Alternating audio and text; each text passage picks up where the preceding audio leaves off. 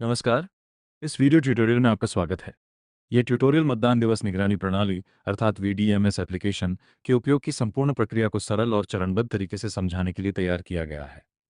इस वीडियो के माध्यम से आप सीखेंगे कि वीडीएमएस एप्लीकेशन को कैसे डाउनलोड और लॉगिन करना है, मतपेटियों को कैसे स्कैन और आवंटित करना है, मतदान की 2 घंटे की रिपोर्ट किस प्रकार अपलोड करनी है तथा मतदान समाप्ति के बाद मतपेटियों को एप्लीकेशन में किस प्रकार वापस करना है।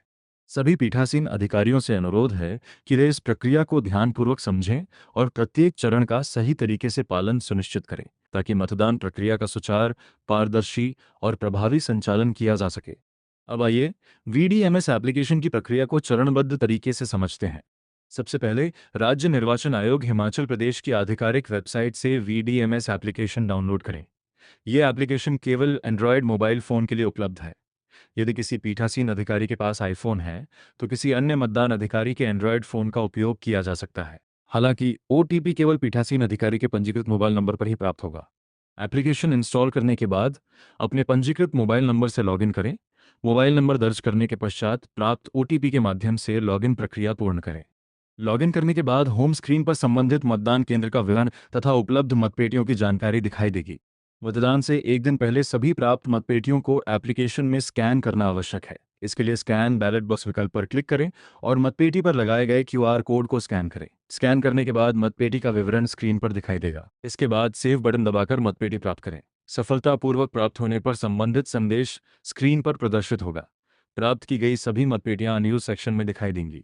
इसी प्रकार कब्जे में उपलब्ध सभी मतपेटियों बैलेट बॉक्सेस को स्कैन करें तथा उन्हें अप्रयुक्त स्टॉक अनयूज स्टॉक में जोड़ें। मतदान के दिन पीठासीन अधिकारी संबंधित चुनाव के अनुसार मतपेटियों को निर्धारित करेंगे। इसके लिए कब्जे में उपलब्ध मतपेटी बैलेट बॉक्स को पुनः स्कैन करें। प्रधान, उप प्रधान और वार्ड सदस्य चुनाव के लिए प्रयुक्त मतपेटी को असाइन फॉर पंचायत पोल विकल्प के माध्यम से निर्धारित करें। जिला परिषद और पंचायत समिति चुनाव हेतु प्रयुक्त मतपेटी के लिए असाइन फॉर ZP/PS पोल विकल्प का चयन करें। यदि कोई मतपेटी खराब या दोषपूर्ण हो तो return faulty ballot box to sector officer विकल्प चुनें और खराबी का विवरण दर्ज करें। मतपेटियों के आवंटन के बाद मतदान की प्रगति एप्लीकेशन में दर्ज करनी होगी। इसके लिए होम पेज पर पोल स्टेटस विकल्प चुनें। यदि मतदान प्रारंभ हो चुका है तो यस विकल्प चुनें। यदि मतदान प्रारंभ होने में विलंब हो रहा हो तो नो विकल्प चुनकर कारण दर्ज करें। मतदान प्रारंभ होने के बाद प्रत्येक 2 घंटे में पड़े मतों का संचयी विवरण एप्लीकेशन में दर्ज करना अनिवार्य है।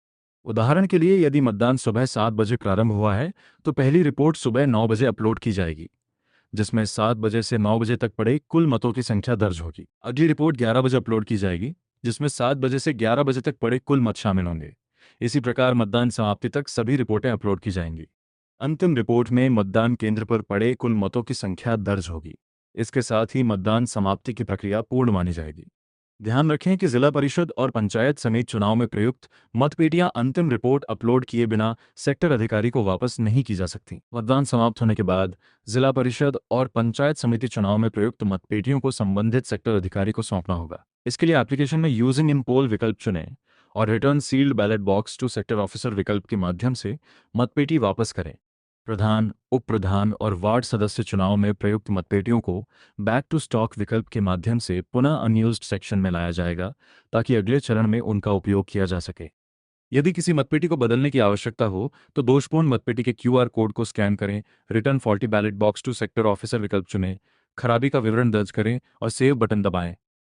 प्रतिस्थापन मतपेटी प्राप्त होने पर उसे पहले स्कैन करके प्राप्त करें और फिर पुनः स्कैन करके संबंधित चुनाव हेतु निर्धारित करें।